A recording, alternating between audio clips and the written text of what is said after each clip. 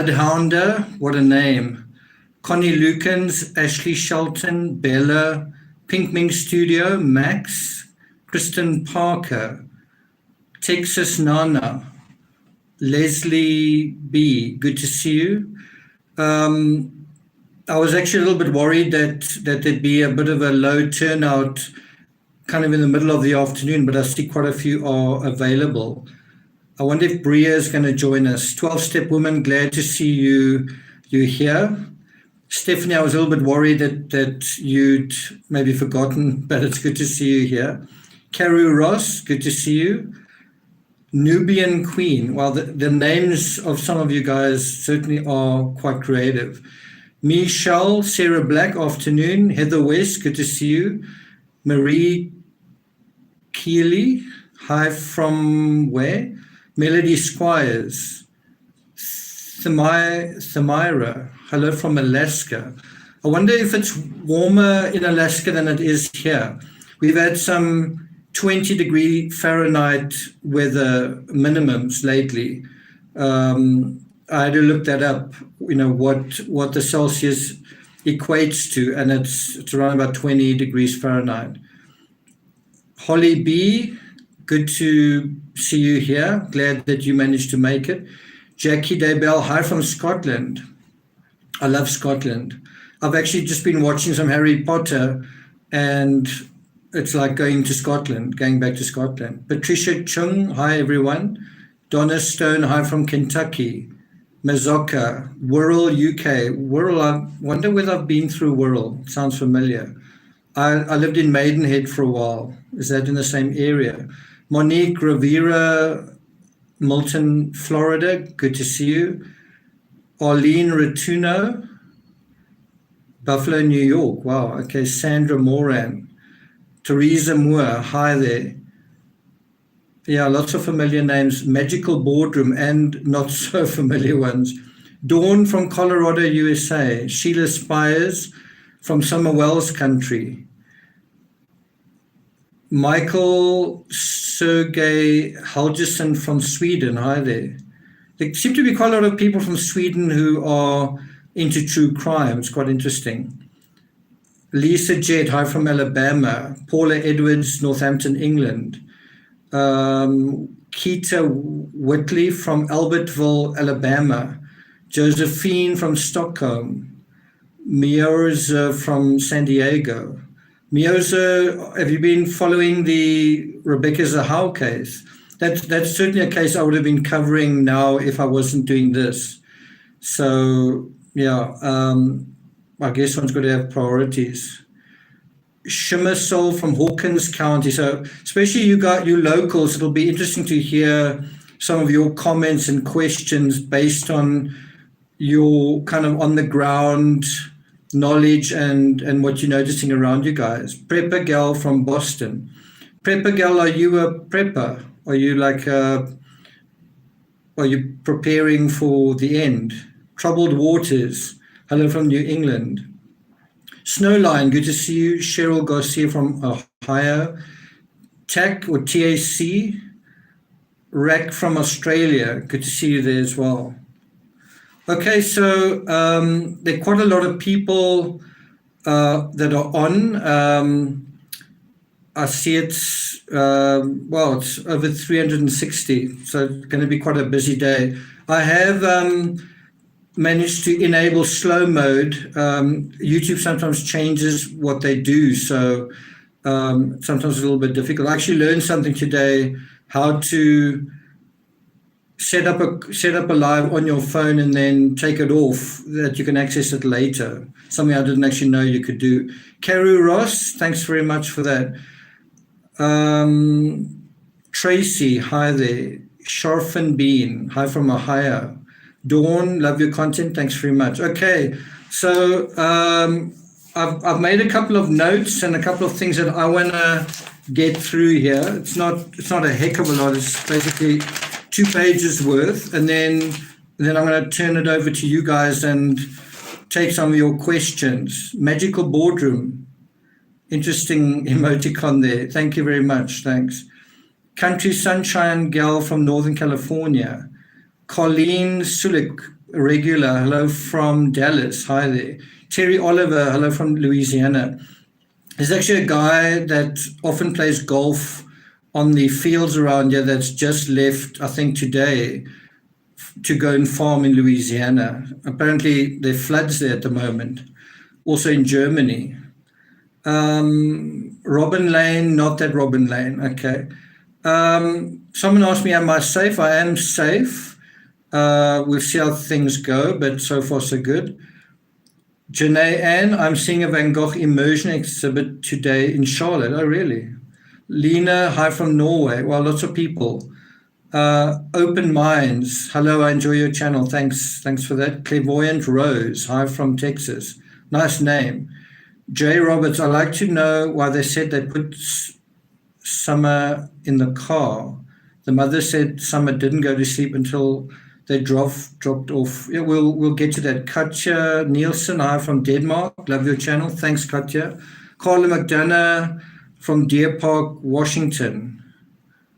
Marcia Ellison, first time here from North Carolina. Good to see you, Marcia. Cheryl Garcia, driving, so I will listen in. Jim Minsel, hello from Wildwood, New Jersey. Pamela Walton, Pennsylvania. Susan Crick, prayers for my town of ancestors, Germany flood, okay. Amy Ray, hi from Poland. I actually saw a photo of the floods in Germany where you just saw everything sort of falling away. Cindy, aka Skinny, from Austin, Texas. I remember you. Hi there. Rhonda Haley, I haven't seen you in a while. Good to see you. Sarah, hi from the UK. Well, my voice is going to go if I just keep greeting everyone. Shall we wait till it hits 500? Sherry F, hi, love you from Colorado. Kat McGlynn, North Carolina. Hi there. Shannon, is that's an interesting way of spelling Shannon. Shannon Penny from Australia. Ira Rivers. Okay, that's 500. Let's get going. So in this live stream, we're going to deal with some questions and hopefully put some of the puzzle pieces together. So this live stream kind of holds hands with the previous episode I've just put up, which deals with the timeline, and we'll get to that in a second. If you Google Summerwells right now, the top story, so the most current news taking place right now in the Summerwells case is Donald Wells, Summer's father, basically criticizing the negativity, right? Basically saying that, especially social media is being very negative, right? And yet he is the one that has been saying there's a good chance that Summer's already dead. Those were his words. He has been the one saying that he's 100% sure she's been abducted. At different times he's been saying that she's in Mexico, that he's worried that she's tortured in a basement, that he seems pretty convinced that she's not alive and he'll see her at the resurrection. And he's been also quite sort of clear to say he's given up hope. And when he said he's given up hope, you actually heard Candace saying, yeah, we've given up hope kind of thing. So, I don't know whether you can criticize other people for being negative when the people closest to Summer seem to be the most negative. To say that someone's abducted, I think is much worse than something else. I think that's far more negative in this case. Do you guys agree? Holly B, I don't think anyone is being negative. Perhaps it's because they don't like hearing people call them. Okay. Carla, I love your voice. Thanks, Carla. Sarah Black, maybe he would not get slammed with so much negativity if he didn't sound like he gave up. It's a good point. Santi Lowe, okay. Okay, so I just found that a bit ironic that he's calling other people out for being negative, where it doesn't seem as though he's very positive. It doesn't seem as though they are hoping that she's still out there alive, You don't really get that sense of hope. There's this huge mismatch between the Wells couple and the church, who are, letting those balloons go and praying for someone and believing that somehow she's going to return home safely, and keeping hope alive and keeping the faith. There's quite a big mismatch between those kind of perspectives. Do you guys agree? Clairvoyant Rose, I'm not live on Facebook, no. Keita Whiteley, just looking at some of your comments. Okay, Pamela Walton says she agrees. Okay, something just to draw your attention to today is the 31 SM Kovalinsky, just so that I don't forget to thank you. Let me just thank you now. Thanks very much for that. Thanks a lot. Today is the 31 days since Summer went missing. That's the period when Kaylee Anthony was also she was missing for that period of time, and then everything kind of stopped. The circus or the whatever was going on stopped, and then how can I put it, the cards the house of cards kind of collapsed. You get what I'm saying? In the Casey Anthony case, Kaylee was gone for 31 days where there were different stories and whatever, and then eventually it was, Cindy and George were like, well, where is Kaylee?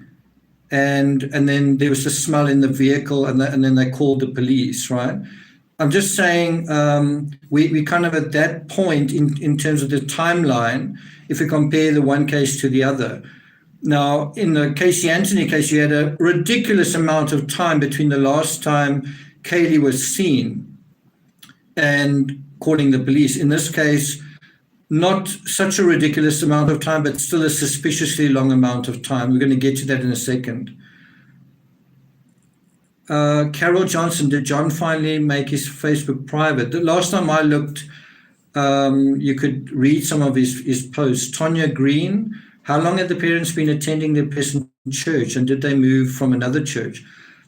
I'm going to talk about that in a second, but you can kind of get an idea by looking at the YouTube channel of the church and seeing when the first appearances are of Summer. And I think they went back at least to around Christmas. So it seems to be at least about 7 months or so. I could be wrong.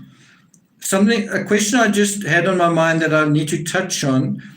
Can you guys remember the time that Candace said the last photo was taken? Was it 3:19 or 3:21, somewhere around there on the 15th? 3:19 or 3:21? I just want to touch on that a little bit later in this live stream. So coming back to Don, in terms of negativity, he has also been criticizing law enforcement. They should have blocked off Beach Creek Road on both sides, and he was saying how horrified he was that they're actually looking on their property when Summer's miles away. That's also quite negative. Instead of being supportive of them, it's a little bit of a negative view, saying, well, you should have done this, you should have done that.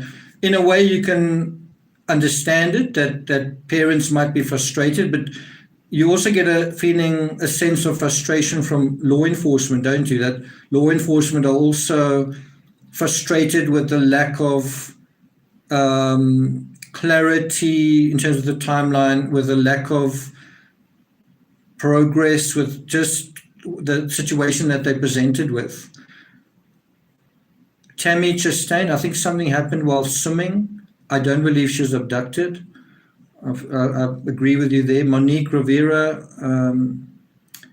Haley Kelly, I made a post on Facebook and people were saying the police department was corrupt. Well, I think it's a bit premature to be saying that, especially since, I don't know, I guess you've got to take which police department, but there have been quite a few missing person cases that have been solved in the area, and there are multiple departments that are involved here. I think I read somewhere that 19 agencies are involved in the search for Summer. So I think if there is corruption, it'll be quite hard to pull the strings of everybody. It's just my personal thing. Carol Johnson, my question to you is, do you think she'll be found? That is definitely quite a tough question. I think I'm going to answer that with a qualified yes. So I think remains will be found. I don't think you're going to find everything. I think you're going to find remains, a little bit like in the Gallon Store case. I think it's going to be something like that. It's actually very difficult to hide someone permanently. It's actually very difficult to do that.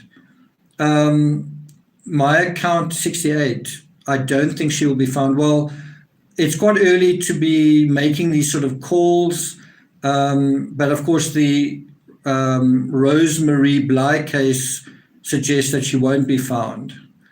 And that is definitely a troubling thought. I mean, one's got to wonder whether what happened there, is it going to happen here again? Is it actually a case that the same person who was involved there is involved here? The same knowledge that was applied there, is it being applied here? Who knows? Kathy Woodruff, what time did Don leave work? That's an excellent question. I was actually thinking the other day, apparently 5:30 is this time chosen for when they realized someone was missing. If you think about it, it's a very standard time, 5:30. It's not like sometime after 5 o'clock or it's a very clear time. And if you think about it from a perspective of that there's some strategy around it, that there's some kind of thinking going on around it. Thanks a lot, Heather West. Just to complete my point, why, if you could choose a time, why would you choose 5:30? Now, again, I think one's got to try and link that. Is the 5:30 related? Could it be related to when Don got off work? Another question is, what time was the phone call made to Don? And how many times has Don called? And how long did they speak on the phone? Those are other questions we've got. Thanks a lot, Heather. You're a regular here. It's good to see you here as well. Donna Barnes, has Summers' brothers been spoken to the police department yet? They have been spoken to. The impression, I think Don himself said that they spoke to therapists. So, and I know that is sometimes how it's done. You don't have a police officer interrogating a child. If you remember Burke Ramsey, who was a minor, he was like 9 years old. He was spoken to by a child psychologist, I believe, and then later on by a detective, but who was very good with children. So that is often how it's done. Okay, so I just want to touch on a couple of things before I get to a few things I want to raise. One of them is this thing I've heard on my channel in the comments from quite a lot of people. I don't know how many of you feel the same way, but where people say, don't judge, right? It's and I kind of get the impression that the congregation that Don and Candace are affiliated to, they've been told that, or that's how they feel as well. Like, don't judge. Almost like leave this to God. Just all our job here is to pray and to hope. That's it. Our job isn't to ask questions. Our job isn't to judge. Our job isn't to criticize or anything like that. Our job is to just pray and hope, right? And it also kind of goes with that statement, don't judge a book by its cover. So I know there's another creator on fairly recently sort of saying, these are obviously not, these people are maybe struggling and they're from a certain kind of community in Tennessee. You can't judge them. There are other cultural factors that are at work here. Don't judge, right? Bria, good to see you here. I was wondering whether you'd be here, Bria. What is Betty Boop's question? Betty Boop, trying to find your question. But if someone can add me the question, and I can try and answer it. But anyway, so just to make my point, of course you judge a book by its cover. You know, are you on Facebook? Are you on social media? Well, do you care about your cover, your avatar? Some people do. Most people do. A lot of people do. Are you on Instagram? Do you care about what you put on there? Most people do. I'm an author of 101 books. So I spend quite a lot of time making sure, trying to get people to judge the book by its cover. I know people are going to do that, and I do have some covers that don't do justice to the narratives, for sure. But the thing is, you don't just judge a book by its cover, you also judge a book by its contents. But where do you start? I mean, here is a book with, I don't know if it's got the best cover in the world, right? But if there's no cover here, are you going to, if you have a book that looks like this, okay, don't judge book by its cover, but now you must read this book. Of course you're going to judge a book by its cover. The cover is going to give you a sense of what the book's about, right? Well, you've got to start somewhere. I mean, when if you think about, Stephanie's just celebrated her, is it silver wedding anniversary, 15 years? If you think about the first time you met your husband, did you see one another, or did you just sort of like, okay, I'm not going to judge a book by its cover? You know, when you got married, did you try and get a nice wedding dress? Or no, don't judge a book by its cover. Of course you judge a book by its cover. But you must also then take it further. The other thing is, as I say, I prefer to use the word discernment. You've got to look at all the information and be discerning about it. And I don't think you need to be a rocket scientist to say, given the length of time that Summers disappeared without a trace, without a clue, with these big puzzle pieces missing, something doesn't look or feel right here, right? And there you are using discernment. You're looking at information, right? Sandy says, is Ben Hill Road a dead-end street? I think it is. It sort of goes up into a kind of a circle. I'm getting comments on my phone, but not on.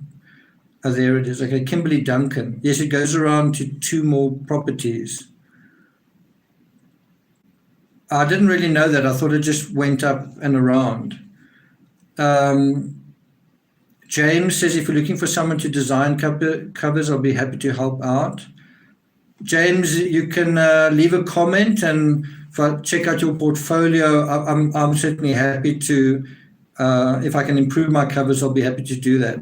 As Stephanie says, appearances do matter. They're not everything, but they're important. And there's such a thing as healthy narcissism, where you, to some extent, want to be healthy and fit, reasonably fit and in good shape. And you don't want to consume certain things to excess, right? And there's also an appearance with that. You consume certain things. How does that look? How does that feel? What is that like if you're a mother of young children, right? But the thing I want to try and get to is that in terms of true crime, and I'm sure I'm preaching to the converted here, you've got to be discerning. You've got to look at information. Don't be naive. Someone on Patreon was saying, I just wish we could just be positive. I just wish I could find one person here that could just be positive. The thing is, you've got to look at the fact that she's been missing for 31 days and the circumstances about that, and the last photo we have of her. You've got to be careful where you say, I just want to be positive, or aren't you blocking out what is in front of you? isn't that actually preventing you from seeing what's going on? And if you take it from the authorities' point of view, can you imagine if the authorities said, let's just be positive, we're going to find Summer, and that was all they did, right? But what if you don't find Summer? Then what? Do you just stay in that positive mindset for as long as you possibly can? Meanwhile, if someone is responsible, they're covering their tracks, they're getting rid of evidence, right? Meanwhile, you're trying to be positive. While you're trying to be positive, someone is outthinking you, outwitting you. Mama say so fu. Finally made you live. Thanks, Mama say. Okay, so all I'm saying is be discerning. Now, if you take Nicole Atkinson, who was the sort of star witness, the star in a weird way of the Chris Watts case, her instincts were right about Shanann. Her instincts were right that they needed to do a wellness check. She was spot on to be concerned, spot on. She had the information, she knew her friend very well, and she was spot on. She got a little bit of encouragement from her friends, but she was wrong about Chris Watts. She didn't want to think that he could have done something. So she didn't want to judge that, but look at that situation. The other thing is, what about Shanann herself? What if Shanann, in her situation, had said, wow, what if something is going on here with my husband? He doesn't want the child, he doesn't want to be married, he's acting very strange, he's cold. Shouldn't you use your discernment in that situation, or must you just be positive?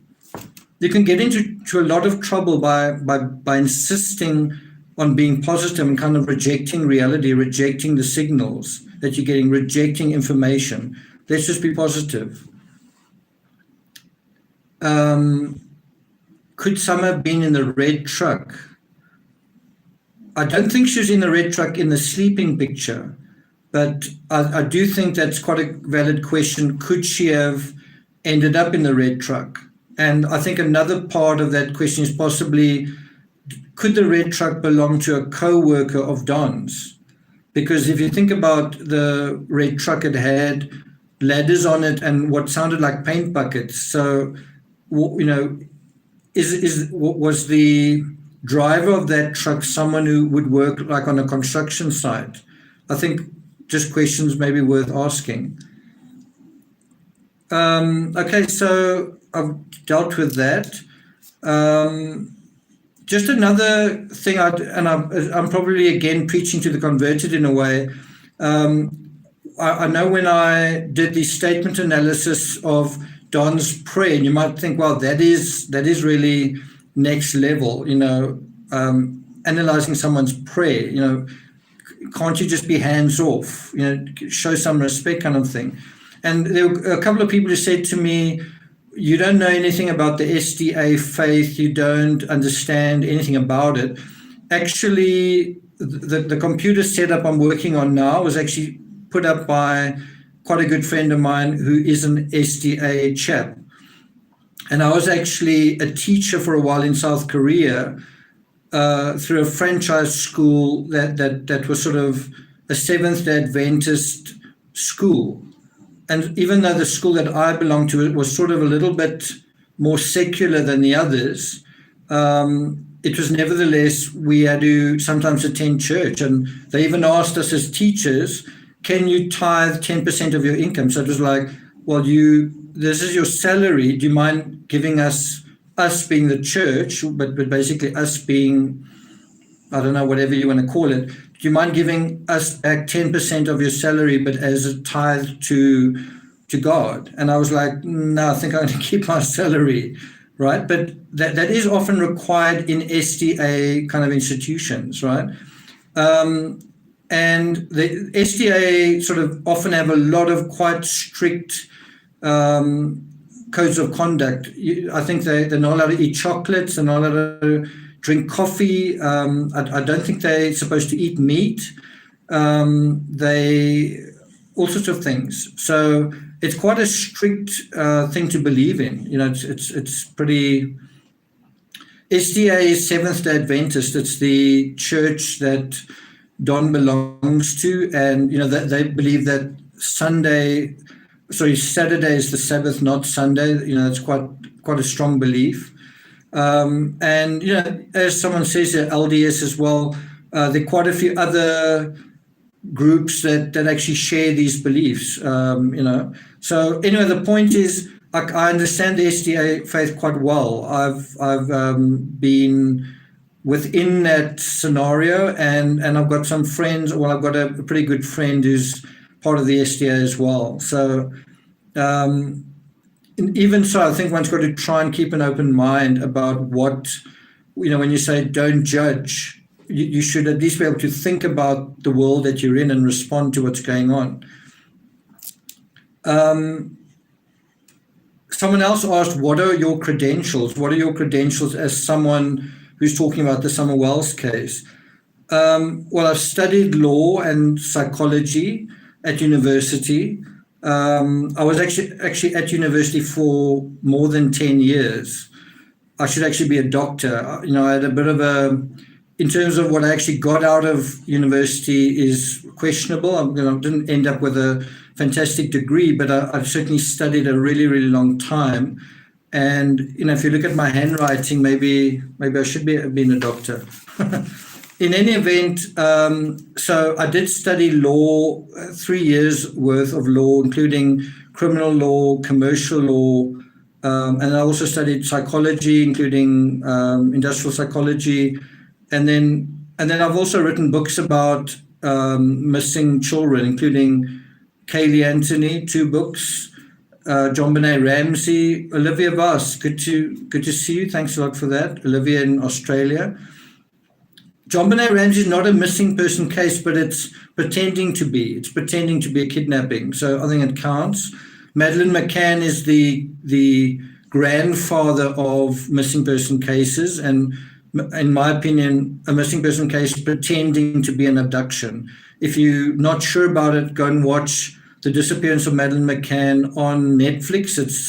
It's top-notch apologia. I don't think the documentary is accurate in the same way I don't think Making a Murderer is. A lot of these documentaries aren't accurate, but it is nevertheless well made. I think it cost something like £20 million, if you can believe that, to make. And of course, the McCann case is about to be heard at the European Court of Human Rights this year. Someone's got to wonder, was this documentary series an influence campaign? What do you guys think? And then I've also written about Gannon Stork and Nora Corrin. So that's 1, 2, 3, 4, 5 missing persons cases, most of which involve children. So I know a little bit about the topic. Katrina, I want to know if they have checked the shed. I saw a picture of the 2 boys and dad staring at it with dirty hands. That's a good question. I wouldn't be surprised if they did check the shed, just based on the fact that they probably checked the inside of the house, the outside. I think it's quite important to bear in mind that Don works in construction. So in the same way you can build a house, you can also perhaps know how to put things inside a house, if that makes sense, into the masonry and all that kind of thing. I think there was a contribution here from Diane. Thanks a lot, Diane. Thanks. Okay, so now we can at last go on to what I want to get to. So I've got a couple of questions, and I'm going to get to your questions once I've run through these 5 questions. Okay, it's not going to take too long. So the first question I've got is, Summer was barefoot. That's established, right? Summer was barefoot.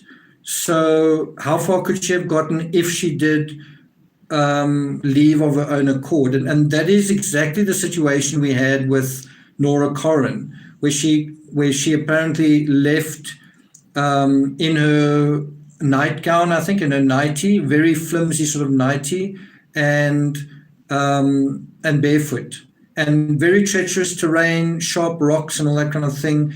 I think kind of a similar kind of terrain as Tennessee, in the sense that it was like jungle and rugged and up and down.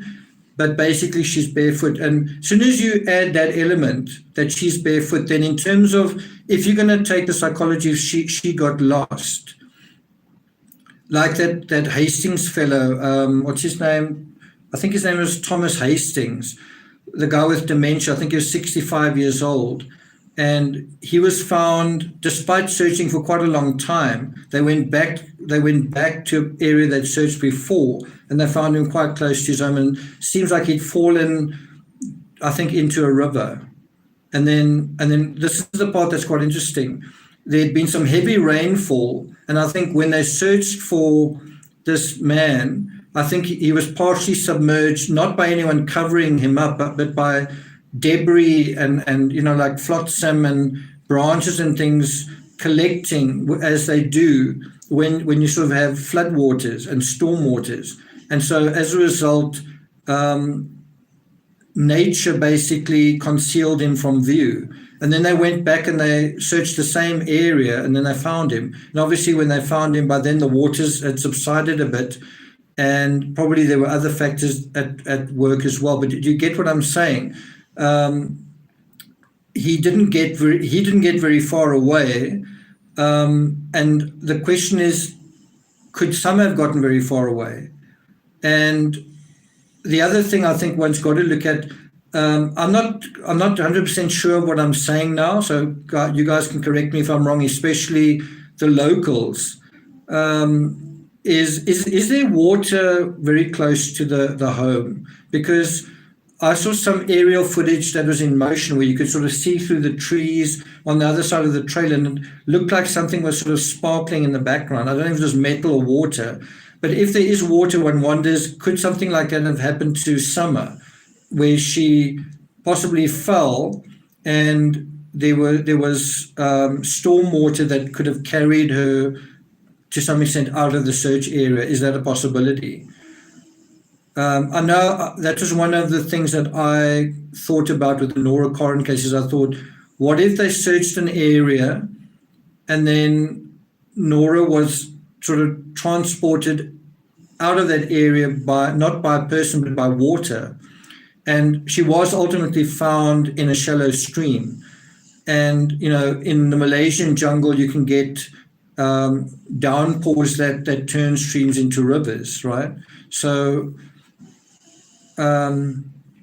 anyway, I thought that was something just to bear in mind, is the fact that she was barefoot. If you're going to say there was no abduction and she got lost, you still can't say that she got very far if she was barefoot. Hello, beautiful people. Was that from May? It's funny, my M. Ray. Good to see you. Okay, so that's the first point. The other point I want to read to you from the timeline of events that I provided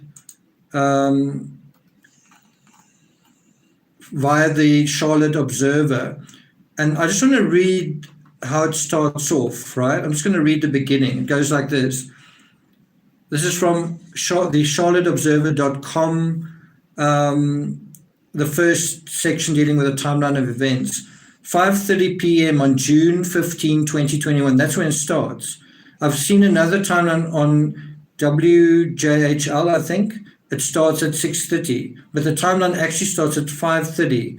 Summer was planting flowers about 20 feet from her family's house on Bennial Road in the unincorporated community of Beach Creek with her mother and grandmother. So effectively, her mother and grandmother are supposed to be witnesses, as well as indirectly her brothers, unless they kind of had their backs turned to the front door and just didn't know where Summer went. They don't know if Summer came in and out. Thanks a lot, Kate. Thank you. So she apparently went inside and told her three brothers she wanted to play with her toys in the basement. So apparently Summer goes into the house and says to her brothers, "Hi, I want to play with my toys in the basement," and then went down to the basement, and no one ever saw her again, right? Would a little girl normally do that? Say to her brothers, "Hi, brothers, I'm going to go and play in the basement." If they are like playing computer games, The other thing is, if you take Candace's story, she said that Summer said to her that she wants to go and play with her brothers. So there's already kind of a discrepancy. But to me, the important point is that it starts at 5:30 p.m. And this brings us to that last photo. Do you guys know, in the Q&A done with Unmasked, as far as I know, Unmasked are now in Hawaii, taking some vacation time. Catherine Ashley, thanks a lot. I think Candace said that the time of that video taken inside the vehicle was 3:19 or 3:21. Can you guys remember? Somewhere around there. Anyway, it was quite close to 3 o'clock. And so the point is, what happened between, let's push it to say 3:30. What happened between 3:30 and 5:30? Now you might say, okay, well, they still had to drive home. So let's assume they got home at 4 o'clock, right? What happened between 4 o'clock and 5:30? I don't think they were planting flowers for an hour and a half. And I don't think grandma was planting flowers after knee surgery or I don't know what was wrong with her knee, but I just don't really think that. 3:09, okay, so that's even earlier. So what happened between when they arrived home, grandma and Candace, and presumably Summer, and 5:30? It's quite a long time. It's, if you take it as 3:30 to 5:30, it's 2 hours. What happened during that 2-hour period? And then what happened in the next hour? What happened between 5:30 and 6:30? These are big chunks of time that are not accounted for, right? Yeah, 3:09. And when we get Candace's version of events, she turned her back for 2 minutes. Also, early in the day, she says they went swimming and there was a lot of trash, I think, in the river. I didn't see any trash. And so they were only there for 15 to 20 minutes. That doesn't seem right. If they were only there for 15 to 20 minutes, why does Alison say that Macbeth was picked up at between 10 and 10:30 and dropped off at between 2 and 2:30? Now that to me is a credible time where Alison says, it was between 10 and 10:30 or between 2 and 2:30. People tend to remember time like that. It was sort of after 2 o'clock, right? So to remember that when Summer went missing, it was 5:30. That is quite an oddly sort of round number, standard number to remember. And that's why I say, what time did Don get off work? What time would Don normally arrive home? What time did Candace call Don? How long did they talk? How many times did she call him? All those sort of things. Do you guys follow my reasoning here?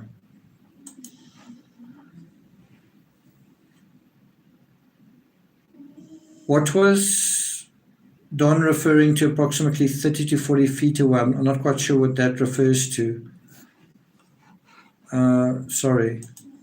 Okay, so now number 2, I'm just going to get through these 5 questions. The second question is, why did it take Summer's mother 2 weeks to make any appeal on camera? So you firmly believe there's an abductor. Aren't you going to need help catching this abductor? You firmly believe that some strangers come and taken your child. When are you going to make an appeal to get for someone to find this person? And one of the best ways to kind of raise awareness, to get the show on the road is through public announcements, through campaigns like that. I'm not sure if I've put it on Twitter, but there actually recently was a genuine abduction of a woman and a child. So I'm not quite sure what the details are, but a woman and a child were abducted, and the woman was later found deceased. But the child, who was, I think, 2 years old, was unharmed. And so there's a example of what abductions typically look like. people don't tend to survive them often. And there tends to be feelings of custody and betrayal and unrequited love and weird things going on. I'm not sure if I put it on Twitter, that particular story, but it's just played out in Tennessee. Elizabeth Moore, if they left from swimming around 2:00, she could have been dry drowning by 5:30. Yeah, that is possible. That is possible. Something does look like something is happening in the last photo. It looks like something is happening, as in something not good is happening to Summer. Someone also left a comment saying, if Summer was sleeping, wouldn't her mouth be open? Do you sleep with your mouth open? I don't know. To me, it's 50-50. Some people would and some don't. But I mean, how many people do you know, or even children do you know that sleep with their mouths open?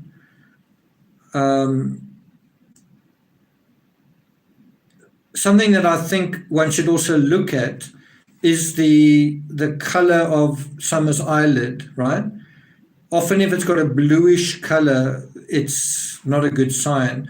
But that's also something that could show what is actually happening with Summer there.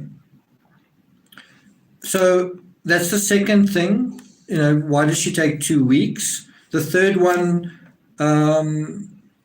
I've actually mentioned here. Could an innocent explanation be that Summer did wander away and she fell into a water source, a stream or something, and then she was washed out of the search area by stormwater, right? Katrina Vasquez, thanks a lot for that, almost $1. Thank you. Laurie, also, I noticed her thumbnail bed looked like it was turning blue. Okay. I must say the last photo of Summer Wells reminds me a bit of the shadow on the driveway footage in the Chris Watts case. You can sort of see what you want to see, and one's got to be careful of that. One's got to be careful that you are not judging, that you're not seeing what you want to see. You must let the evidence guide you, not push the evidence in a particular direction, right? 5P, thanks a lot, 5P.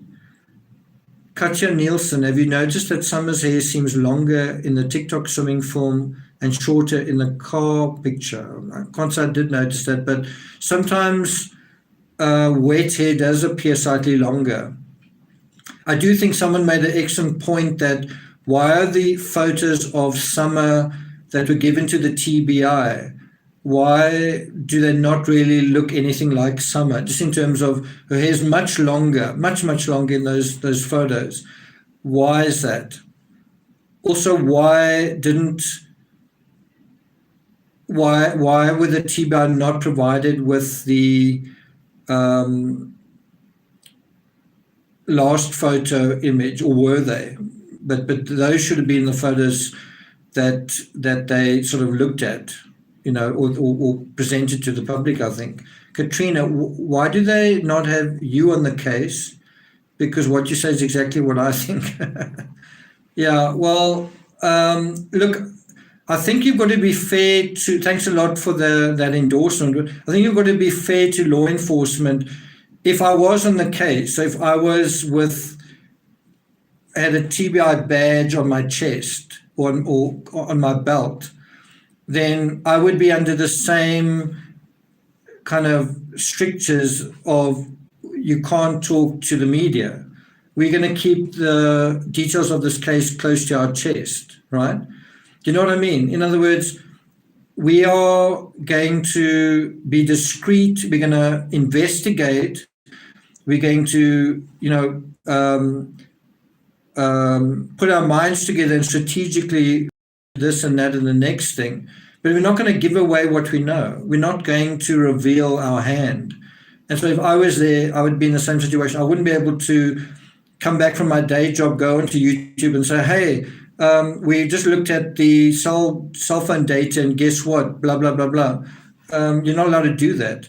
The prosecution / law enforcement are trying to maintain the upper hand, right? We've seen that in so many cases now. We've seen it in the Barry Morphew case, them holding their cards for as long as a year. We've seen it in the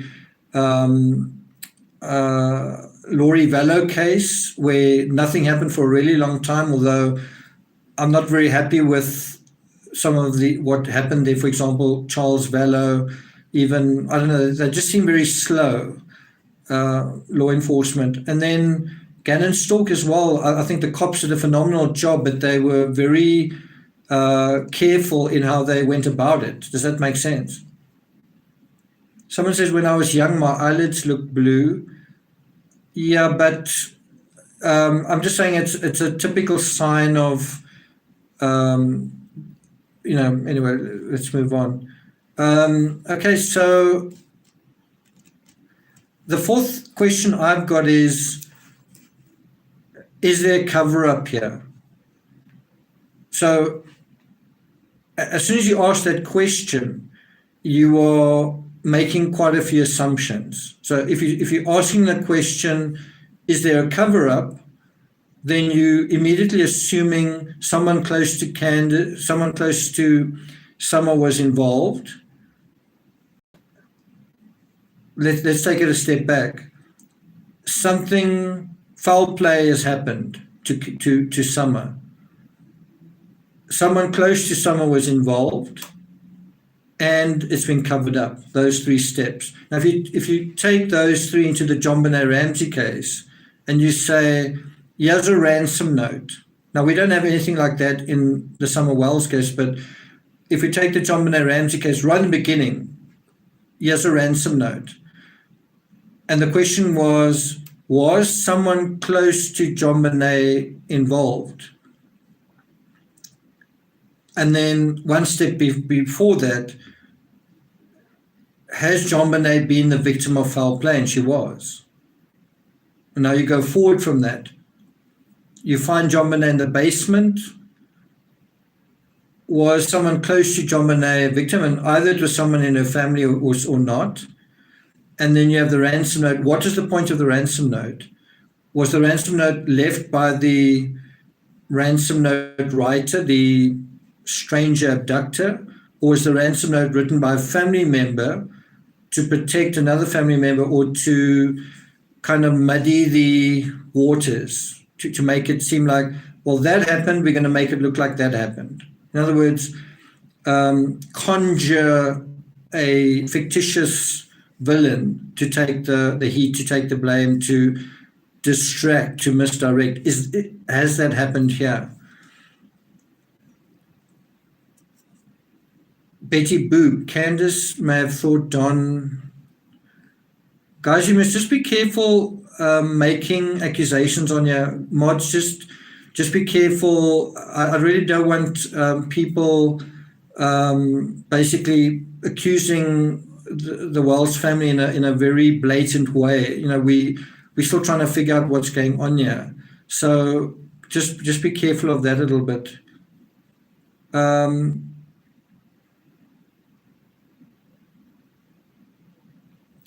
I think what is the question that is raised is, if there is a cover-up, how many people are involved, and are they going to stay?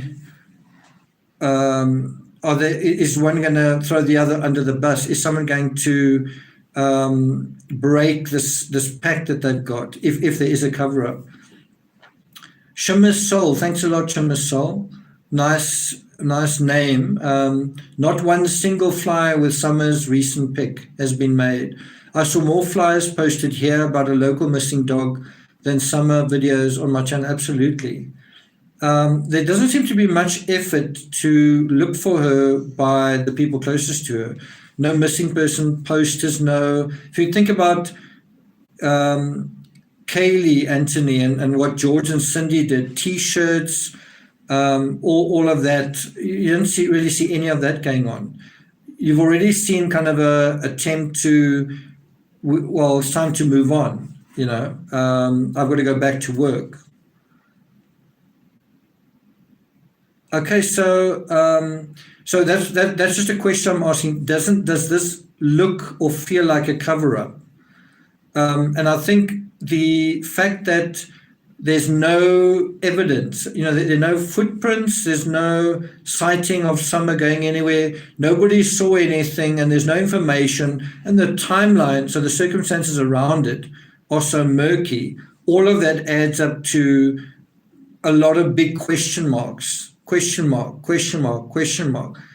And when you see that, it's a problem. And so, kind of saying, don't judge. No, there's a problem here. There's a problem that needs to be addressed or answered.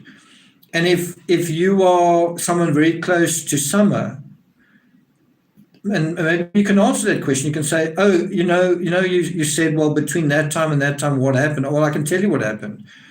Summer was working on a puzzle, or Summer was playing with the dogs, or a neighbor came over and blah, blah, blah. Well, there's your answer. But is that what happened? Christine Fugazi, nice name. Thanks a lot. Great work you're doing. Thanks very much. And then the final point that I'm going to make before I take your questions, is there a link here to what happened to Rosemary Bly? Is there a link between this and that? I think even if there isn't a link, there is probably an indirect link, knowing what was the outcome there. Did someone hope, predict, expect that you'll have the same outcome here? That someone can go missing and then nothing happens? The other question I've heard a couple of times, and it would be good if we could get clarity from the other law enforcement agency. I can't quite remember the name. Is it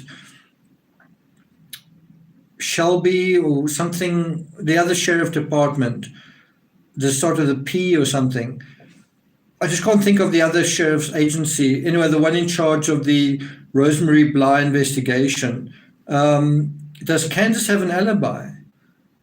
Because she said she's between these two states. I think she said she's between Arkansas and Tennessee. But that, as someone said, that can mean you anywhere. Polk County, thanks a lot. That can mean you anywhere. And so where was she exactly? And, did anyone look at her phone to establish exactly where she was? I suppose it's too late to do that now. Someone said I was born 4th generation SDA. Okay, Rebecca. Angelina says, very, very difficult not to judge them because of how bad things look just in pictures. You've got to be careful not to just look at pictures. You've got to look at information. You've got to look at statements. You've got to look at it all together. I think the things that start to darken the picture are it's a CPS incidents where child protection services were summoned. That's happened quite a few times. The acknowledged, admitted substance abuse by both parents, and the criminal records of both parents. I think those three aspects, you can't sort of just go, there's nothing to see here, folks, move on. I don't think you can do that. So I think that fifth question is quite a difficult one to answer. Is there a link here to what happened to Rosemary Bly? What did happen to Rosemary Bly? And then my final point here is highlighted here in a pink magic marker. Can you read it? And I kind of stressed this, and I made the argument in the previous video. So I'm not sucking this out of my thumb. It's what the TBI themselves have said. Nina Hyder, hi from Finland. Thank you, Nina. The the TBI won't confirm it's an abduction because it's not an abduction. At this point, the TBI haven't confirmed it's an abduction because in their opinion, it's not an abduction. Do you guys agree? Irish Eyes asks, does Candace have other children? I think Don does. Okay, so guys, I'm going to now take your questions. Kathy McQuillan, thanks a lot, Kathy. Cool animation there. A lot of you seem to say you don't think it's an abduction either. So if you do make that call, then what are you left with? If it's not an abduction, do you think Summer walked away barefoot at 5:30 at night for no reason as well? Just I'm going to go and play, and then you must bear in mind if let's say Candace and Don are innocent, and the Wells family are innocent, and the last thing that Candace saw and heard was Summer saying, "Mommy, I'm going to go into the house and play," and there wasn't an abduction after that, then it means somehow after that, Summer must have just walked off. But why would she walk off at 5:30 barefoot? It doesn't make sense. Concussion could cause confusion. True. But bear in mind that there are dogs on the property, and would a little girl insist on walking through the jungle, or would she walk kind of on a road?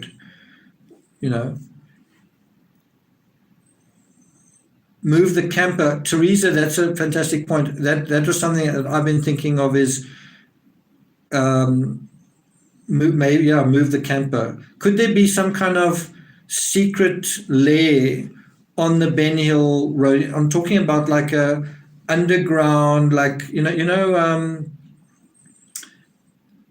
like a not a bunker, but a sort of a secret underground thing that's almost like a basement, where you can almost like a larder where you could store food, or you could store all sorts of different things. Could something like that exist, and could it be under the camper? Maybe somebody should check. Pauline Buckles. Pauline, you're very late.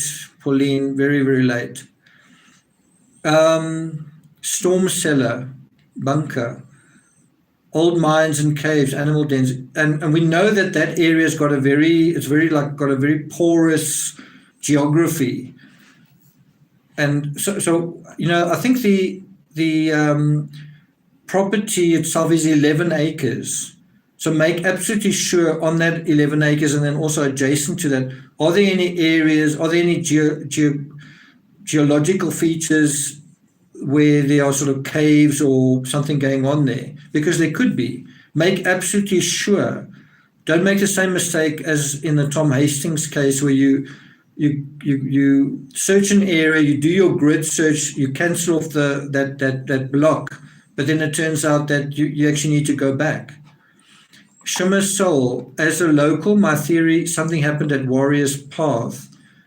It is a bad place to swim, lots of underwater limbs and debris with deep drop-offs. I agree with you. I also think that something happened there with regard to, it could have been a fall in the water, or playing, and then maybe someone throwing Summer. It could also just be, we want to enjoy ourselves, and Summer's being clingy. Summer wants our attention. We need her to sort of be in a timeout situation for a certain period of time, right? And I would really like to know, what was the prescription that Grandma Candace got, because that is part of the story. Is that irrelevant or not? What is the prescription that was given? Mika van Beek, your name's almost like mine. Great to be with us live. Support from the Netherlands. Thanks, Mika. I feel they will find her. That's from Rhonda. I think as time goes by, that little, what do you call it, that little indicator showing, whether you're going to find someone or not, every day that goes by it moves slightly towards no. So if you had to ask me, do you think they're going to find Madeleine McCann? Do you think, and I've got quite a good idea where I think Madeleine was disposed of. And, if you said, okay, we're going to give you all the resources you need, do you think, and you ask me, do you think you're going to be able to find out? I'd say no, I don't think, I think it's less than a 1% chance 14 years later, even not knowing exactly where she is, but having a good idea where she probably is.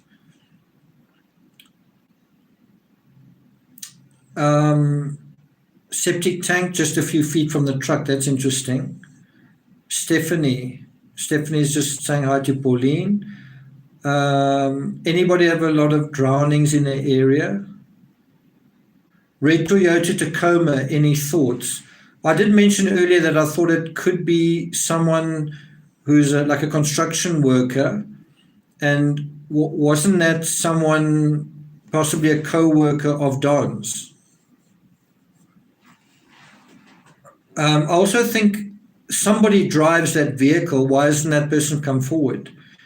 And that alone kind of makes that person a suspect, if you ask me. So somebody sees this vehicle, right?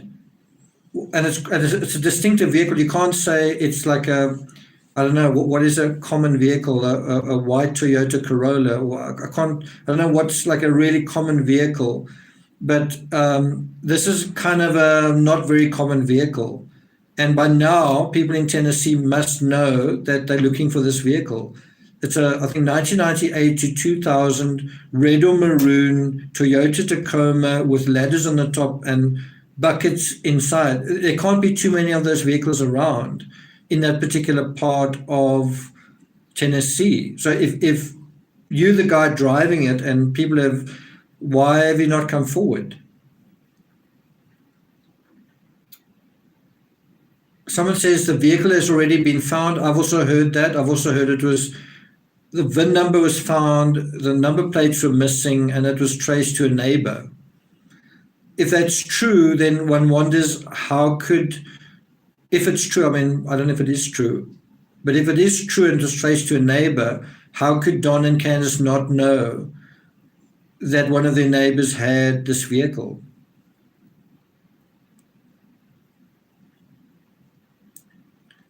Shayla Vale says Don has been leading up to blaming Candace. Don did say something like she has anger issues. One wonders whether at some point someone's going to point to the other person. One wonders.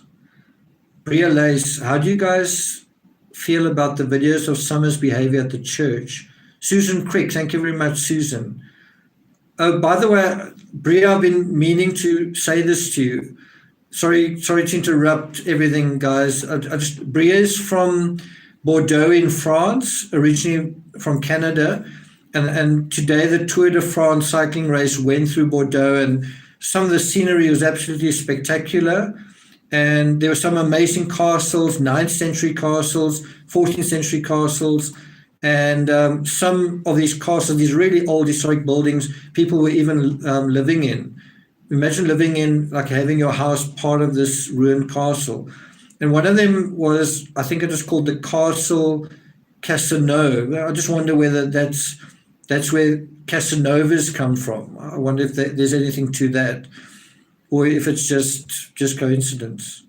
I don't know if you'd know, Bria. Rebecca Swindle, he recently bought the property, the neighbor. Okay. Don has posted many things on his Facebook. So what is quite interesting with this case is how active both Don and Candace are, but I think even more Don, how active they are on social media, specifically Facebook. And we saw exactly the same thing with Letitia Stork in the Gannon Stork case. We saw Letitia making a lot of statements, kind of attacking and defending on Facebook. And bear in mind, every time they say something, they're making a statement. That they're often providing some information about what the events were, and that certainly is quite useful. It's quite useful to know that, and it would be good to know what typically happened on a Tuesday in the Wells home. Like, what would typically happen? Was what happened on Tuesday, the 15th of June, typical? Going to the swimming hole and all the rest, was that typical? What exactly, I don't know if Don can answer this, what exactly was Candace Senior being treated for? I know it was her knee, but was it a knee operation? Did she get pain medication? Can you tell us what kind of pain medication it was? I think Don said God is his lawyer. Okay. Is there any cases where children are taken to protect them?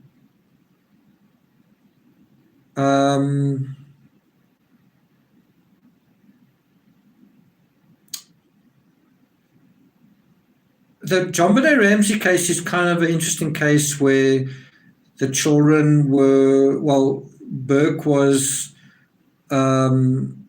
taken somewhere else very, very early on.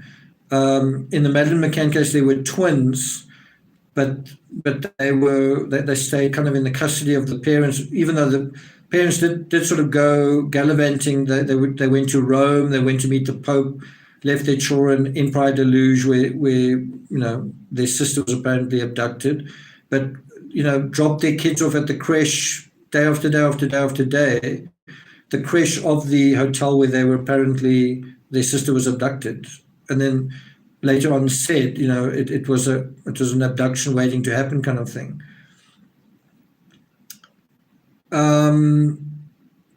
Did the boys see Summer come into the house, or did Candace just tell them to watch her? Well, that is a good question, Melissa. I've heard that. I think Don said that, and the boys apparently said that the basement door downstairs was locked, so the only way in or out was through the front door. Quite an interesting.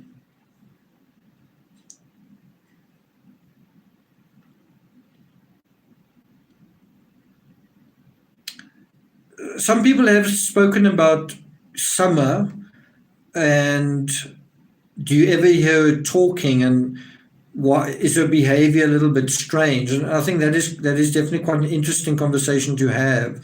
I think if you imagine the Summer that you see in church, clingy and needing reassurance and whatever, what was she like at home?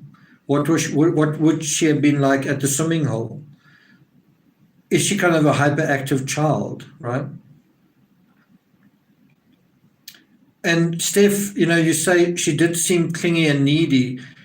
I think I would be a clingy and needy kid if I was neglected, if my one or both of my parents were often kind of, intoxicated. You would feel like your world is a bit unstable. Please, I need some stability in my life, kind of thing, right? And I must say, Robin looks like she looks like an angel. She looks like a very sweet, kind spirit. I don't blame Summer for wanting to be held by her. How did the sister go missing? She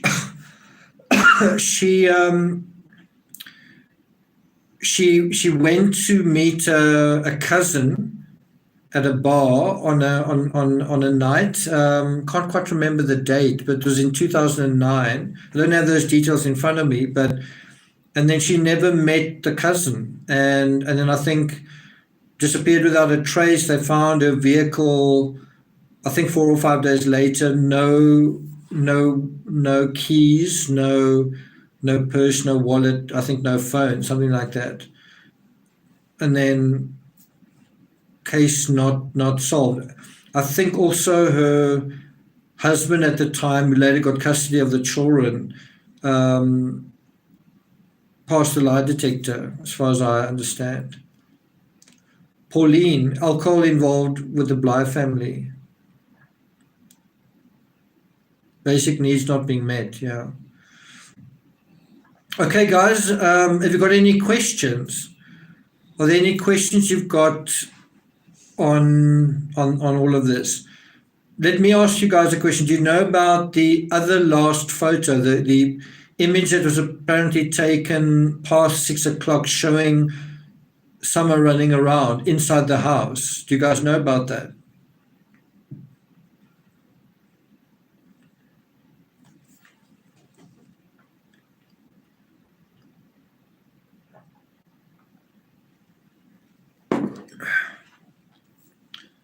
So I've been wanting to do a video on the new last photo, and just talking about this whole thing of, I think it was put on, I'll say this under correction, as far as I know, Candace put an image of Summer, and I don't know if it's her boys in the background, but one person is wearing what looks like a motorbike uniform, and then I think the other person is as well. I think they're children, I don't know for sure.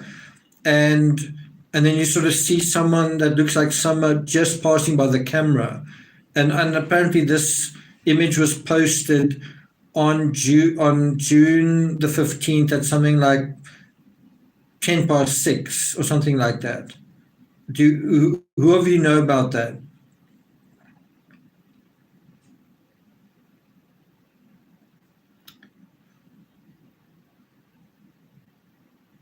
She's in a purple dress, the joy catcher. Rhonda says, I saw this. Helen says, I wonder what's going on the days before her disappearance. That's a good question. You also want to know the run-up of developments that are going on. Jackie says, heard it. Joanelle says, it had to be an older pic. Heard nothing of the photo at 6 o'clock. It's an old photo, Tiffany says. Can police lie about passing your lie detector test? From Marigold. I'm not sure. I would say no. I don't think police can tell you you've passed if you haven't passed. I think they can be obtuse. You know, if you take the Chris Watts case, did Tammy Lee say, you know, you're doing really well, kind of thing? Now, during the test is one thing. After the test, I mean, she immediately came out and said, you know, you did not pass the lie detector test, and she was like, well, that's off the table. You did not pass. I don't think they're allowed to misrepresent something like that. But I think they can be quite obtuse about it, saying, you know, thank you for answering all the questions, you did well, something like that. Doubt this is another case like Martinsville, Canada. That's from Green Eyes. Is it normal to be given days rest before polygraph? From Slink Selena. I see Tector Gorge is in. Good to have you here, Tector Gorge. Did you see screenshots someone took of Candace changing her Facebook profile photo at 6:05 p.m.? No. So please send that to us, Tector. For those who don't know, Tector Gorge has been our man on the ground, doing some really good work, taking photos, he went to the swimming hole and just providing some really great insight.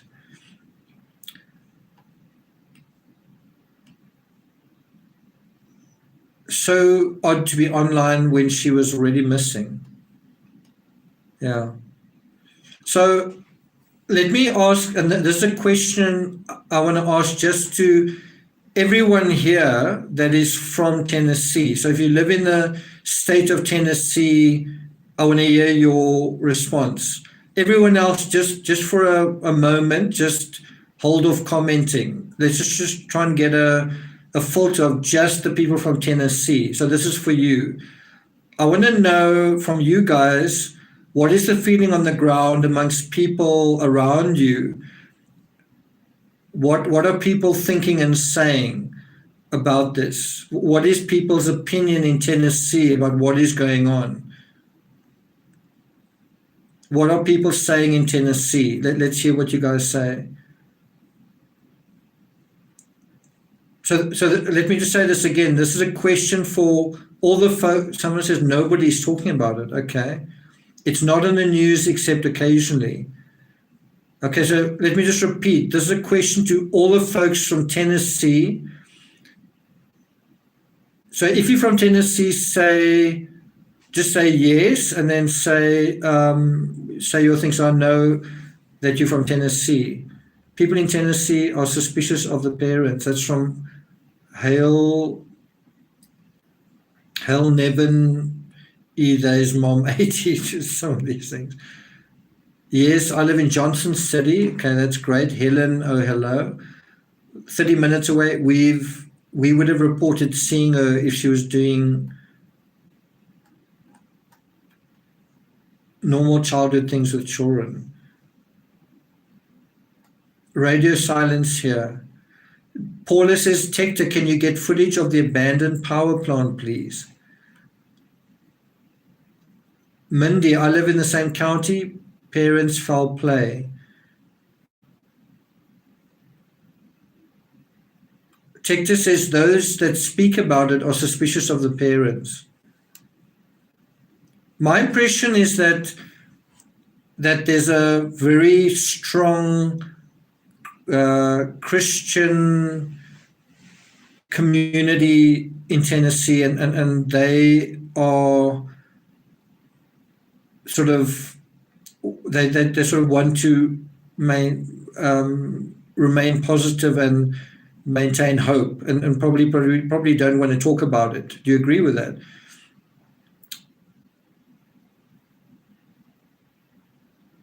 And I think Don is reaching out to those people for support. Susan says, first I've heard about that photo. I think mom was mixed up with some bad men. Okay, thanks, Tector. Patricia Burns, have you seen the pic of Summer with a boy behind her holding a shotgun? I have seen that picture. I actually thought it was Don holding that shotgun. Justice Jenny, I've often seen you in the comments, Jenny. Jonesboro, Tennessee here. My impression is the people are very undecided between the parents and H. Okay. Honest Rage, the parents are victims. I live in Rogersville. Okay.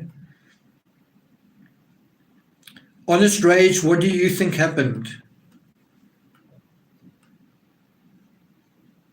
Deborah says Don is hiding behind the church. That's also what Alison said. Sorry.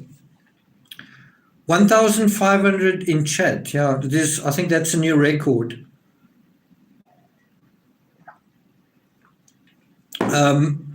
Just a message to the mods, Stephanie, Bria, 12-Step Mom. We're probably going to do the StreamYard thing once we hit 50,000 subscribers. So I'm not really going to go into the, what do you call it, the interactive thing until we reach that milestone. So I'm just going to put it aside a little bit. But that's definitely going to happen, I think, in the fairly near future. By the way, if there's anyone here that hasn't subscribed, please subscribe. And thank you to all of the new subscribers. Good to have some new true crime folks in our community. Tector Gorge, I seriously doubt the power plant is even known by Don or Candace.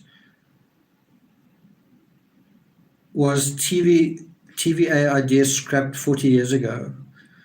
Ocean Angels, good morning from Australia. Ocean Angels, you only about 90 minutes late, but or after it started, but it's good to have you here.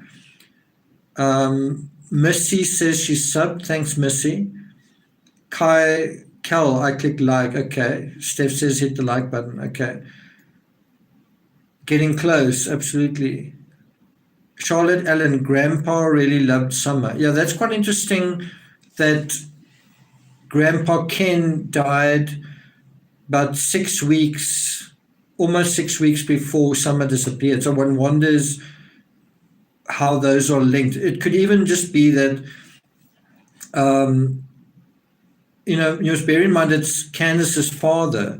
So was Candace treating her emotional state, whatever it was, on June the 15th? Or was she, I hate to say celebrating, but was she emotional about her father and in whatever way? And it's hard to imagine that she wasn't. Only 6 weeks later, bear in mind she couldn't attend his funeral. And was he on her mind? And was she trying to soothe these ruffled feelings? Was she thinking about her past, her siblings, when all of this happened? Does anyone have a request for Tector Gorge? I mean, he's really been a good soldier for this channel. Is there anywhere that we want to ask him to go and look at something? What I don't know if it's possible to go to Ben Hill Road, to below it, and try and get a photo from the road and around, because Google Earth or Google Maps doesn't really allow you to get a street view from there. So that's something that I've been wanting to see, is if you drive in from the sort of main road, what does it look like from there looking up? I just don't really have a clear sense of that at this point.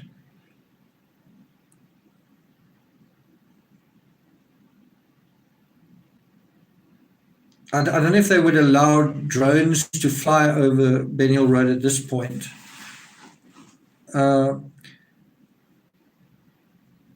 Charmaine Duplessis, he can go do a deeper dig into Dobson's past. Kimberly Duncan, these chats are coming through really quickly, even though I did slow everything down. Yvonne Phillips, thanks a lot, Yvonne. The timeline is murky after 2:30 because that's when summer passed and the cover-up was done. By 6:30, they were ready to call authorities.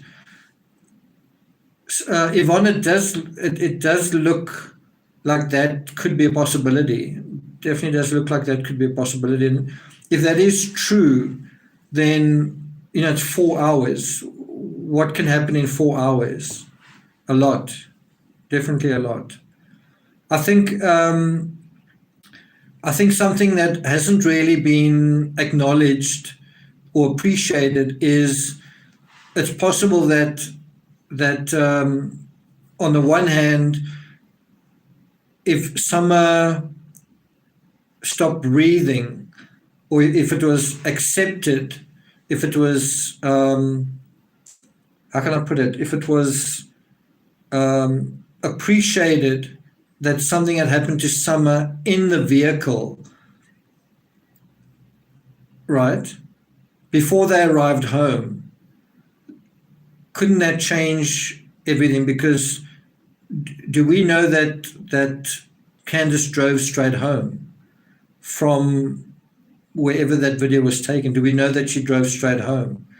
And if you take this 3-4 hour thing and she didn't drive straight home, then what? Then suddenly you've got a search area that's going to be really difficult. The other thing is, I don't, in the Gannon store case, you had, Gannon was, I think, first kept in a vehicle and then left by the side of the road really far away. But they were able to track that vehicle. And then I think she even rented a vehicle. But it's fairly rare that someone does that, because even though someone's deceased, you still want to have control and custody and restricted access to those remains. And so one's got to ask, was that a factor in this case? It's very hard to answer that. In a John Benet Ramsey case, you could argue that whoever harmed John Benet could have removed her from the basement or taken her out of the house, but they chose not to. Instead, they wrapped her in a blanket. There are quite a few cases like that.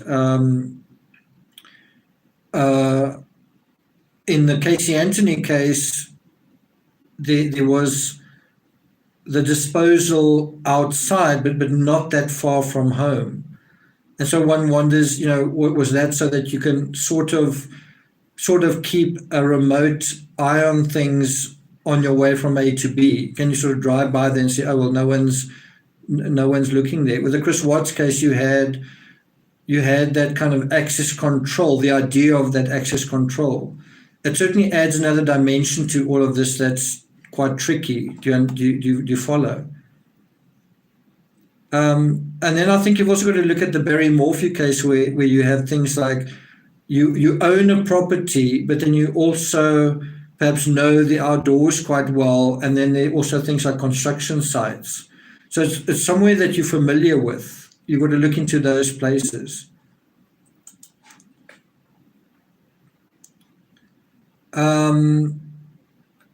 Merci, John Benet days, they didn't have cameras, forensics, they do now.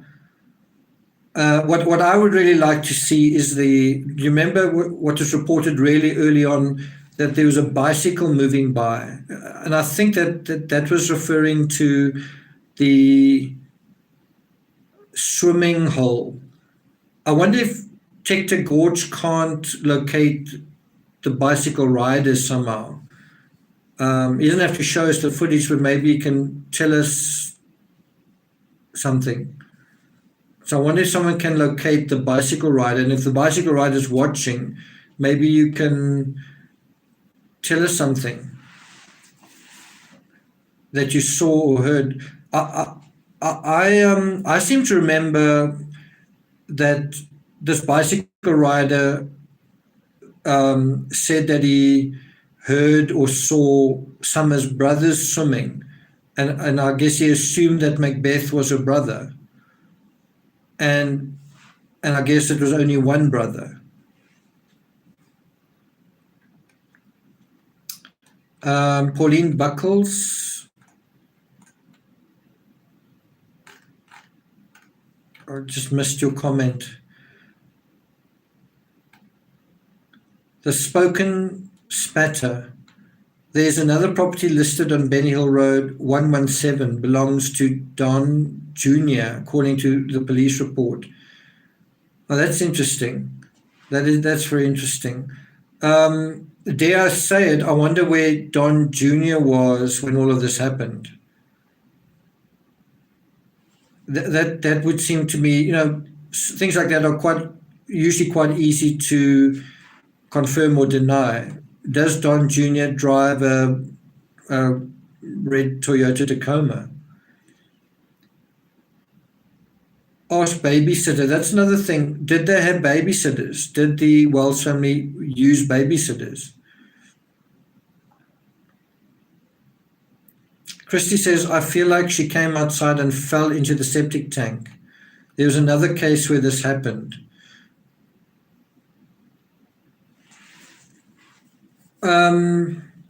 It's possible, you're talking there about an innocent explanation and also something that would confound everybody. So that's possible, but I find it a bit suspicious that there's this absolute certainty that there's an abductor. You had the same thing in the John Benet Ramsey case, this certainty that there's a kidnapper and she's been taken even before they'd searched the house. That tends to be a problem. If I've got a dog, let me see if I can show you. Timmy's sleeping. Can you see him there? Timmy. Can you see Timmy? Let's turn it this way. Oh, it's the wrong way. I don't know why I'm not getting it on camera. Can you see Timmy there? Okay, so anyway, in terms of Timmy, if Timmy went missing, I would spend probably quite a long time looking for him before I sort of either gave up and said, that's happened to him. You know what I mean? And I would continue looking for him, kind of thing. And I don't think I would think very early on that he was no longer alive. Even if a few days went by, I don't think I would think that. And I think if a few days went by, I don't know if I would think someone took him. I would probably think he ran off and someone found him, but then why haven't they phoned me? Because he's got his name, that's how I would think about it. But as Emily says, Don Jr., interesting. Christy B, I've just read that. Laurie says, I think that some are drowned and those people are all involved.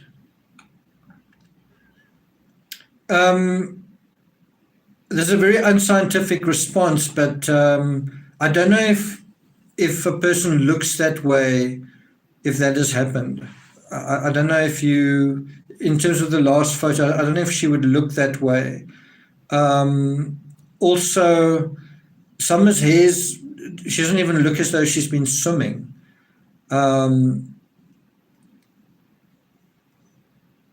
So I don't know.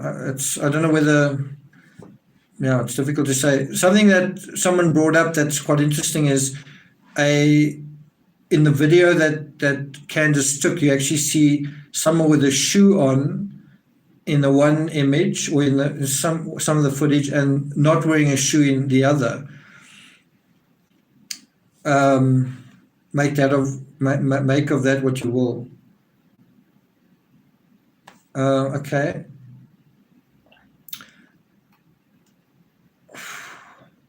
Carla Jean Feder, I think Macbeth's mother is the key to finding out what happened. I think the grandmother can also provide a lot of insight here, I think. Blue-eyed Scorpio, how many cases have two people missing in their families? Yeah, it's not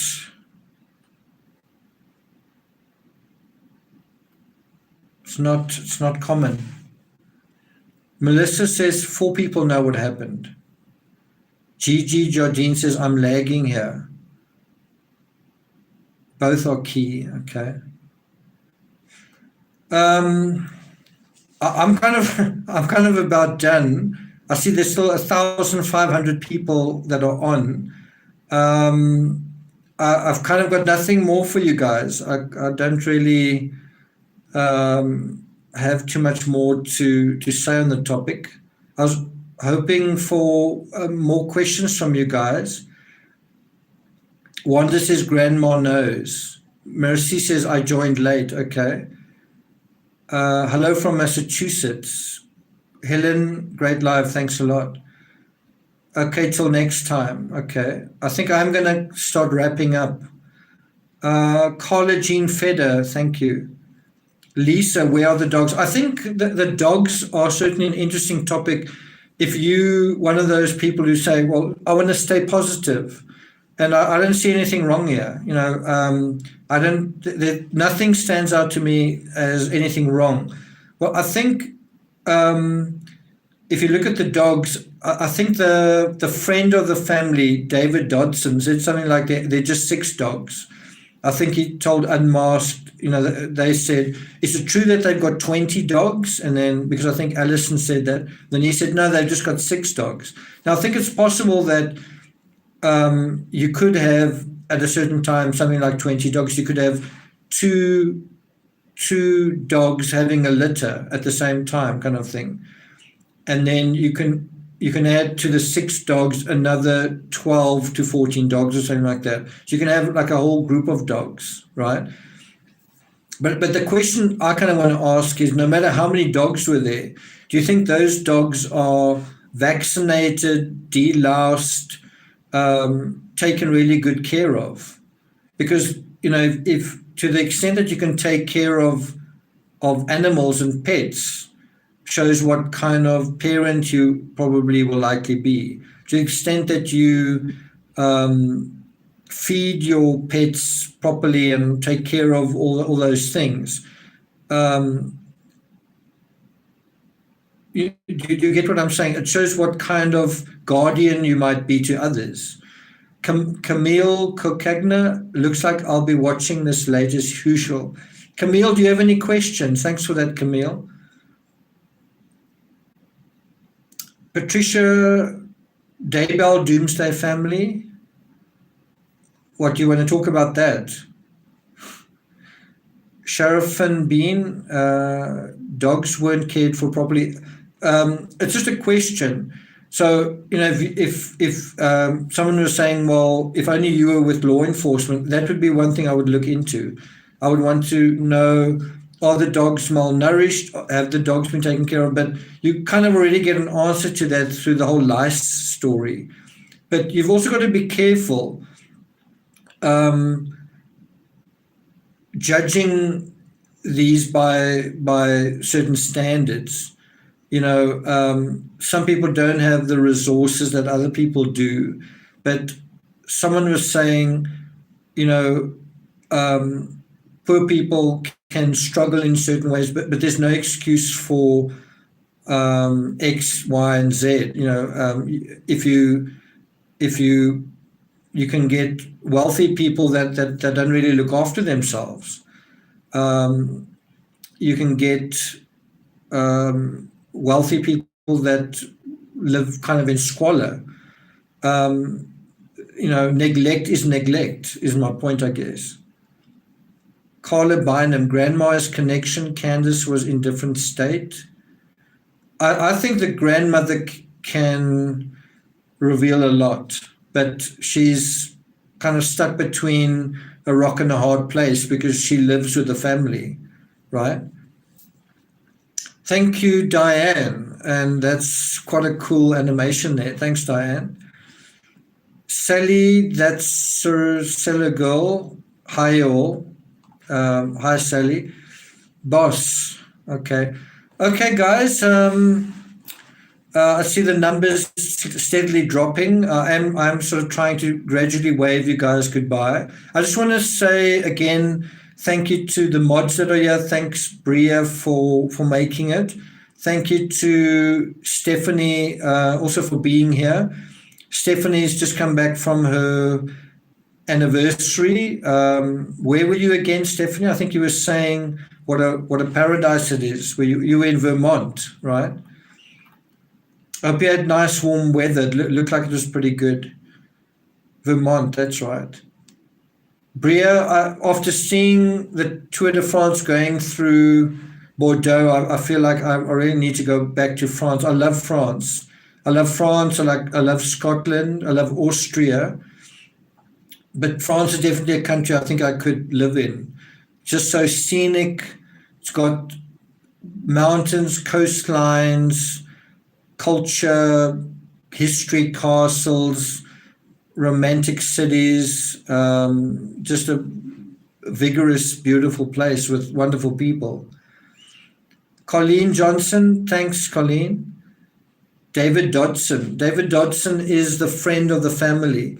I was kind of going to cover David Dodson and then I just didn't find it that compelling. I probably will still deal with it at some point. I just didn't feel like it was really going to take anything anywhere.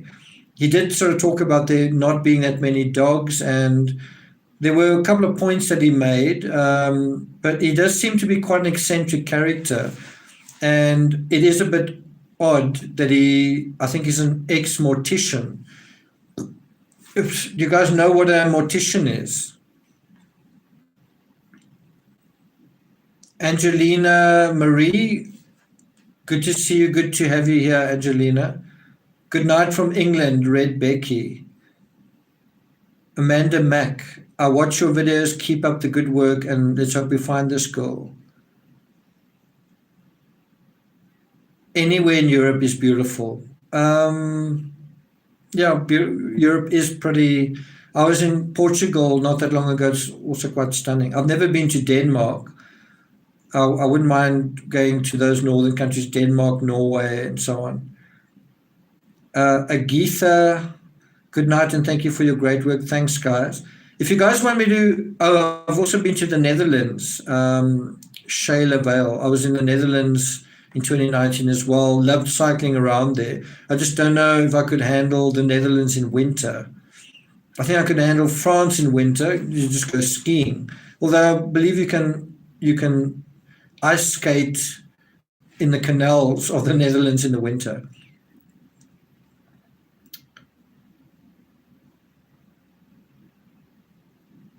Do we know that the grandmother is with it? No, but it's probably quite a good question.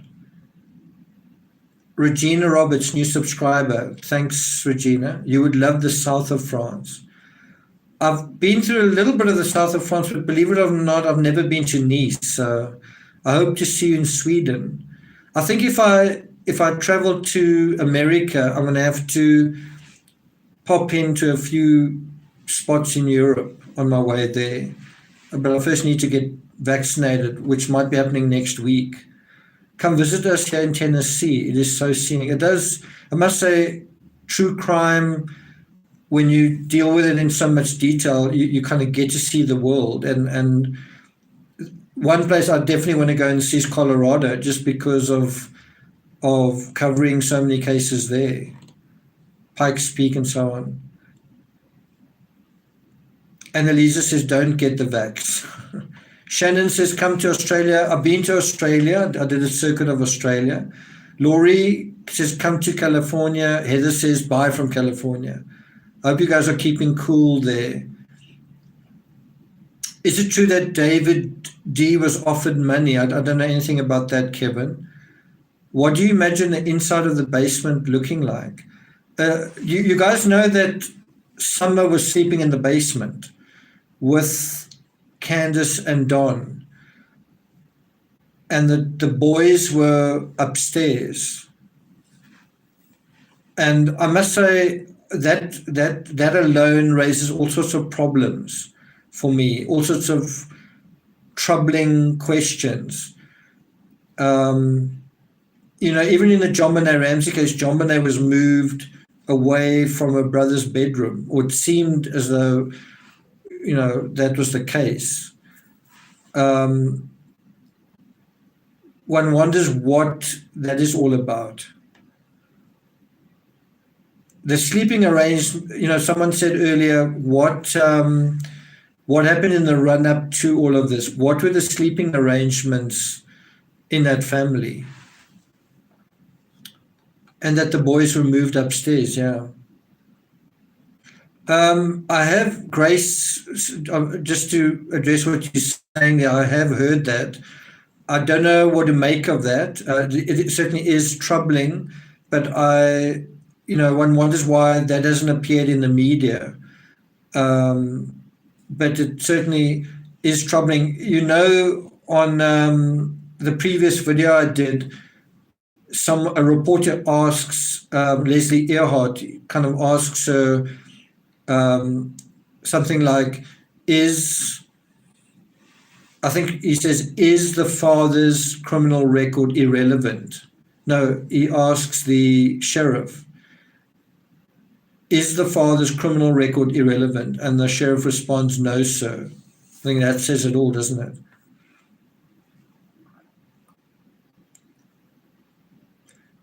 You knew says that's weird they would have their daughter in their room. Now, bear in mind, if Summer is clingy and runs around and is energetic, then what is she like to sleep with? What is it like having this little kid that is a bundle of energy and that likes being outside? What is it like having her sleep in that situation? And if you want to sleep and Summer's not settling down, what do the family do in a situation like that?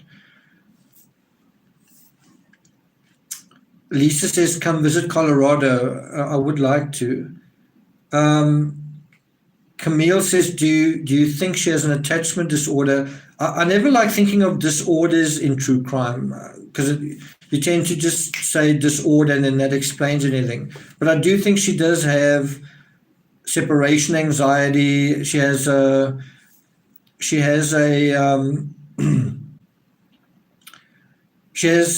kind of anxiety that makes her feel insecure.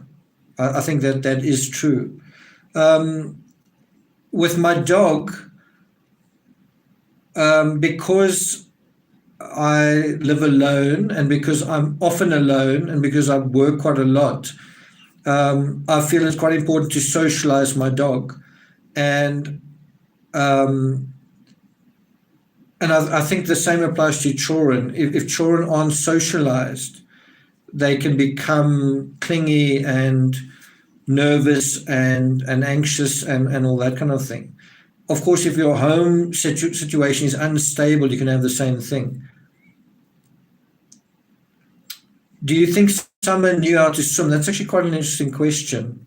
She was 5 years old. Do you think she knew how to swim? That's quite an interesting question.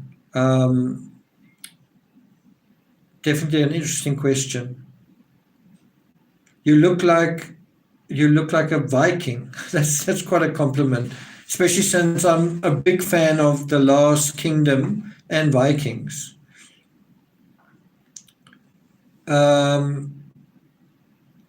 It seems like in every single case, people ask, was this person autistic? Alina Wolf, thanks a lot for that, Alina. Alina's quite active on Patreon. By the way, if you want to join the True Crime Rocket Science community on Patreon, the link is in the description. It would be good to have a couple of you guys there as well. I put some of the script and some images before they go onto YouTube on Patreon first. So if you want kind of advanced releases, audiobooks and so on, check that out. What does someone say? I was thinking Viking, also how funny. When I was in France, I can't remember how it happened, but I was watching the Tour de France, and bear in mind, I'm not even from France. I mean, I'm from the Southern Hemisphere. And someone said, are you from Denmark? And I was like, wow, do Europeans think that I'm that northern? I thought it was quite interesting. I'm mostly Dutch with a little bit of British blood. Heritage, family heritage. Yeah, the Vikings are kind of quite cool these days. There's quite a lot on TV kind of dealing with that. How many languages do you speak? 2. I know a little bit of Korean. I know little drips and drabs of some other languages. Yeah. Thanks, Colleen. That's a nice sentiment. Person of interest, I am. Igitha, warrior spirit. I'm looking for a nice Viking man.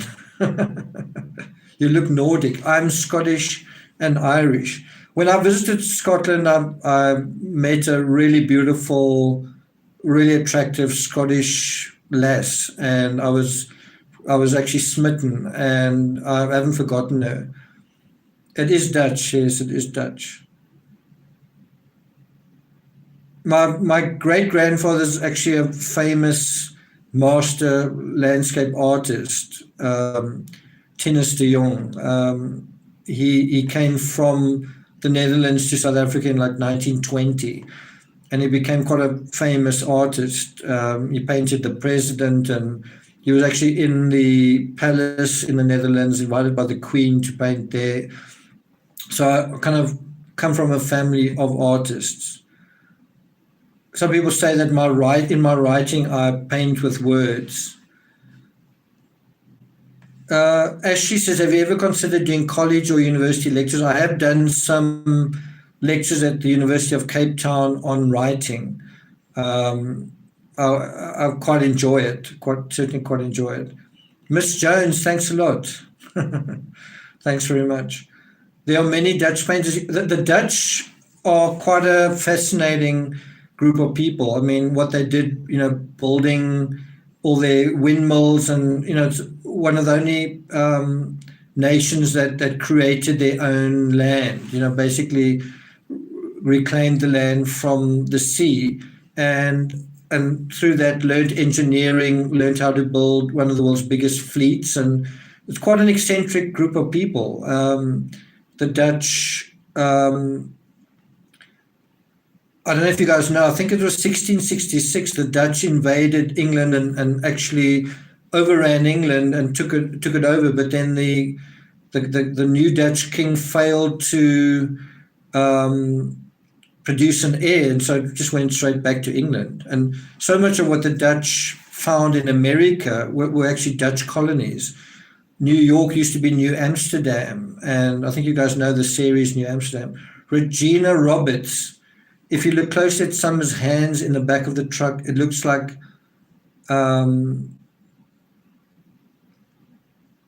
you mean to say wire is wrapped around her wrist with thumb.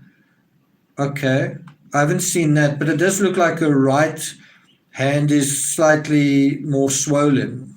And I did make a video showing where it looks like she's slumped down slightly further.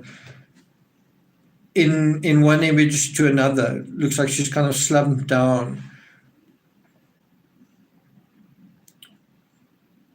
If Summer panicked going underwater, she probably can't swim. Monica says, I read her books even years before there was the show.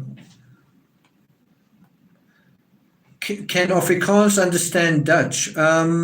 Yeah, quite well, and vice versa. But Dutch is Afrikaans is kind of I think the Dutch think of it as a very simple, basic language. Like their language is quite sophisticated, and Afrikaans is kind of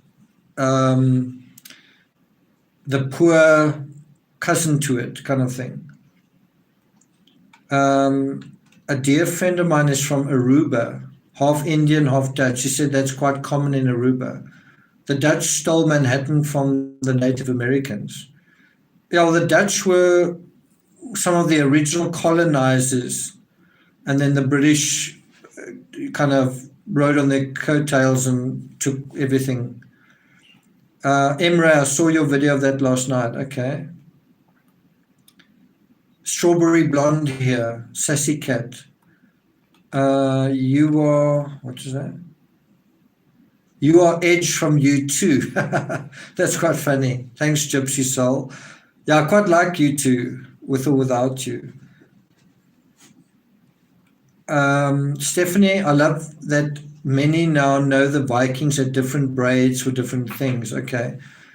I must say that guy, someone Draymond, the guy who plays Uhtred of Bebenberg, I find him like a really nice person and a really great figure to watch. I'm looking forward to season 5.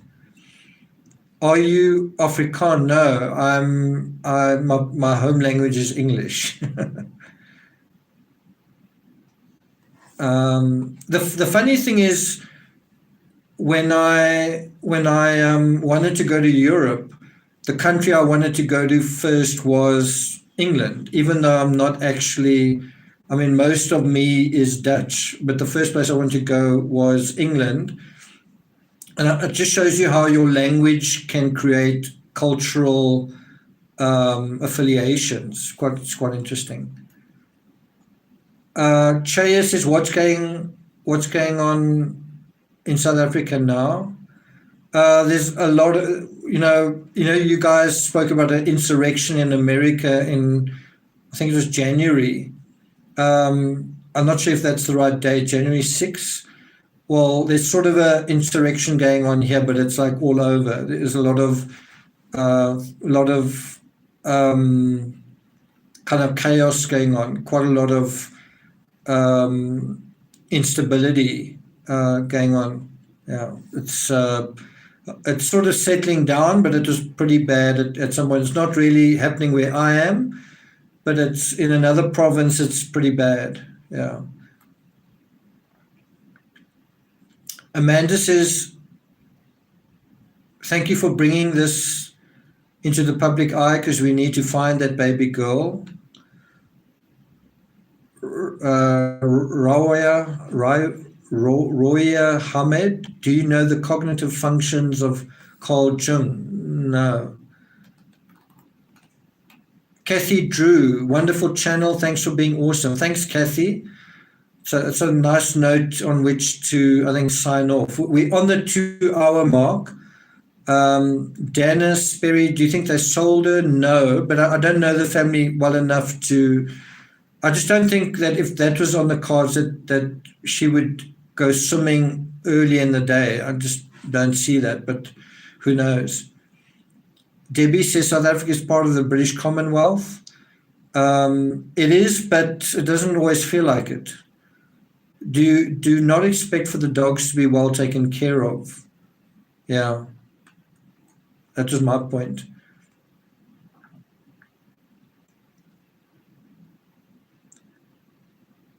Okay. I'm in KZN, sad times in South Africa. Love your channel. Oh, a person of interest. I didn't know you were in South Africa.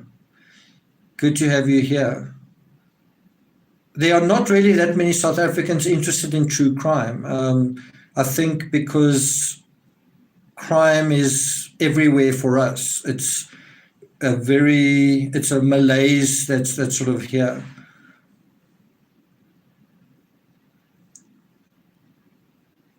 There's also people saying that what is happening here has been planned. And I think that is true. I think that it's orchestrated. It's not just random. Although I do think there was a readiness to do what is happening. There's a lot of disgruntled people. So I think it's planned, but there's also people who were happy to go along with those plans. Elizabeth Moore, could Candace have left Summer in the car while she was at the hospital and she died from the heat? I've heard of that. I think it's a possibility, but I don't think it's likely because it wasn't a very hot day. I think it was 79 Fahrenheit. I think it was 26 degrees Celsius, which isn't cold, but it certainly isn't hot. It's not. It's a theory. I don't know if Summer would look as pale. You could say she looks pale, but I think she would have looked more flushed if that had been the case. And I think you would see signs of moisture on her if that had been the case. Shayla Vale says, I think it was an accident and someone is hiding this. I believe it is the 3 people who saw her last alive. It can't be a complete accident. So in other words, so maybe someone didn't purposefully harm Summer, right? But if it was a complete accident, then that person would be completely innocent. And you've got to think about, people have said that about the Madeleine McCann case, the John Benet Ramsey case, also the Casey Anthony case. If it was a complete accident, why wouldn't you just say, because you probably wouldn't even get into trouble. parents have accidents with their children all the time. Accidents happen. If it's a true accident, then no one is really liable.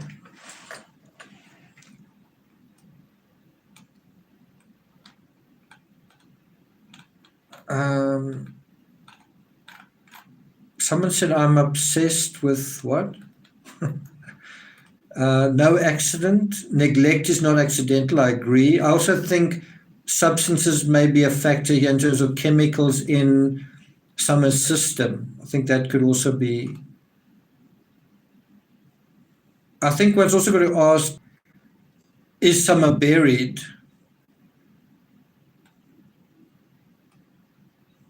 David Smith, it's Jane from the UK. I think it was Candace. Opportunity prevailed. I have actually said in the past that I think Candace is an opportunist, and we're going to see to what extent that turns out to be true, valid, whatever. Okay, I'm going to take a few final questions and then I'm going to sign off. Prayers for Summer from Alaska. Amanda Mack. Supposedly the mom took a walk.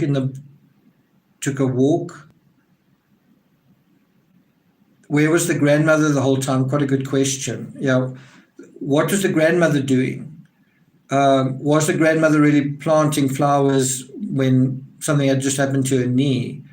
And, the mom said apparently to the 911 dispatcher that she'd just come back from a walk, but she told the WJHL that she never went for walks because she was scared of snakes and bears. So what happened? I do wonder whether when Candace says she went away for 2 minutes, whether that isn't true, meaning Candace was doing something briefly and then Summer came to grief. But the question is, what was Candace doing? Can she admit what she was doing? Is she going to get into trouble for whatever she was doing? I agree, her timeline is off. Elizabeth Moore, I wondered that too. Hiding in plain sight. 11 acres, okay. I want to go to Finland.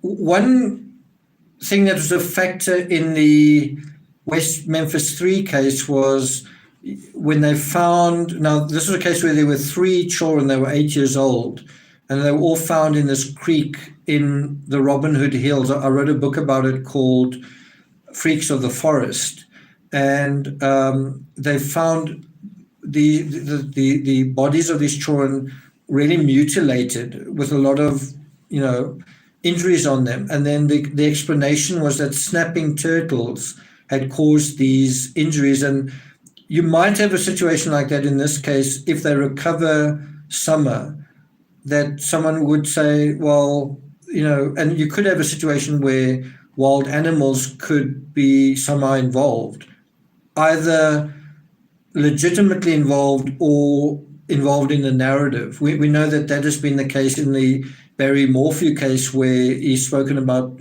mountain lions or whatever. One wonders whether that is going to be the case here. I'm sorry, it's a bit of an upsetting thing to mention, but one wonders whether it's going to be relevant. Mountain lions, yeah. Grandma apparently passed the polygraph. Summer has a beautiful name.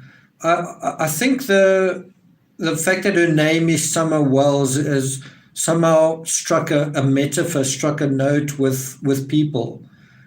The wells being related to the pandemic that's going on, and the summer, it's the American summer right now, and is there a bit of a dark cloud hanging over it? Is there a sense of that? There seems to be something metaphorical about it. Gigi Jardine maybe can figure that one out. Okay, Royal Blue, Summer Moon, Utah. I would go look. I must say that is something I'm a little bit confused about. In the Chris Watts case, he would say, you know what, I was told not to go and look. Is that true? I don't think anyone would have prevented him from going looking for his family legitimately. In the Nora Corrin case, I don't know. If you think about it from law enforcement's perspective, now, just follow my reasoning when I say this. Imagine you, law enforcement. Would you want potential suspects running around the neighborhood looking for someone? Because theoretically, that can give them the opportunity to fiddle with things and to interfere with things, right? On the other hand, how could law enforcement expect someone not to go and look for their family member? So I don't know whether someone in law enforcement can maybe explain that, because I'm certainly not sure about that.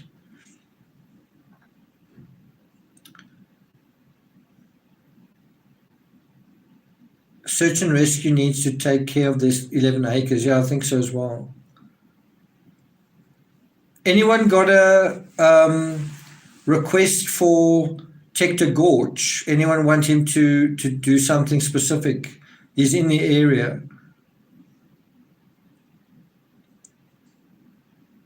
You know what I would like Tector Gorge to do is to go to the price list and try and get a statement from someone there that dealt with the prescription or the buying of the milk. Either the price list or the, what is the other store that they went to? Walgreens. I don't know if you can go to one of those stores, and I don't know if you could phone them or go there and get a person there who had direct contact with Candace. I wonder if someone from there could say something. That would be quite interesting. You can pass a lie detector test with Xanax. That's quite interesting. Take care, Stephanie. Stephanie, are you leaving? Okay, guys, I'm going to say au revoir. It's getting to be quite a long live, 2 hours 15, but good to have you guys here. We've broken another record with, I think, 1,500 people in one go. So it's good to see the interest in this particular case. Do you get the feeling that it's sort of something has passed, like almost like a critical mass has passed? There's less information coming out now. You kind of get that feeling. And there's also kind of a sense of a backlash now. There's a bit of a backlash coming from people thinking what I think would be kind of natural to think. So, we'll see what happens over the weekend. If there's something you want me to specifically address in a video, leave a comment, something that you feel is important and needs to be dealt with in more depth, then leave it in a comment, and then I'll try and get to that maybe over this weekend.